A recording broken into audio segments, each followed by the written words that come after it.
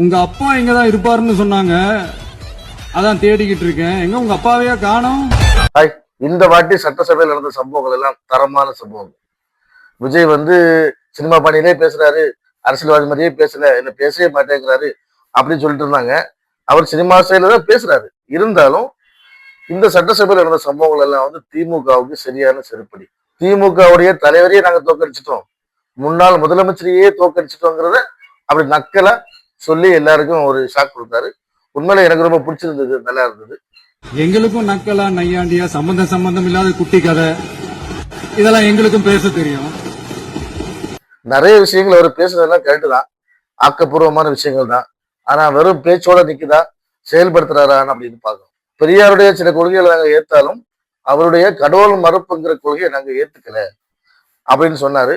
அது வந்து ஏத்துக்க வேண்டிய விஷயம், பாராட்டப்பட வேண்டிய விஷயம்.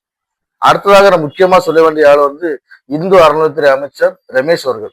ஏன்னா இதுக்கு முன்னாடி இந்த சேகர் பாபு பொறுப்பெடுத்த உடனே கோயில் நகையை உருக்கிடலாமா, அதை அங்க பண்ணிடலாமா, சொத்த ஆட்டையை போட்டுடலாமான்னு அவருடைய ஒவ்வொரு செய்கையுமே கோயில் அழிக்கிறதுல இருந்தது.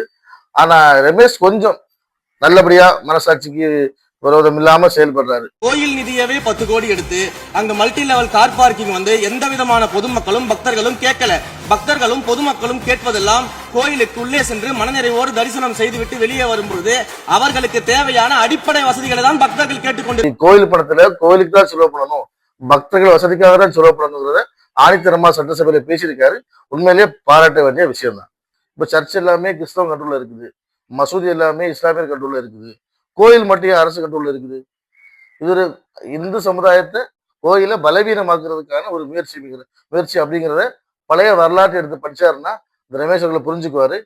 நமக்கு வந்து எந்த அறநிலைத்துறைங்கிற ஒரு துறையே தேவையில்லை, அந்தந்த ஊர் கோயிலை அந்தந்த ஊர் மக்கள் பார்த்துக்குவாங்கிறத நம்மளுடைய எண்ணம். என்னடா இவன் முதலமைச்சர் விஜய் எப்ப பார்த்தாலும் குறை சொல்லிட்டே இருப்பான், இப்ப என்னடா பாராட்டுறானேன்னு பாக்குறீங்க, அப்படித்தானே?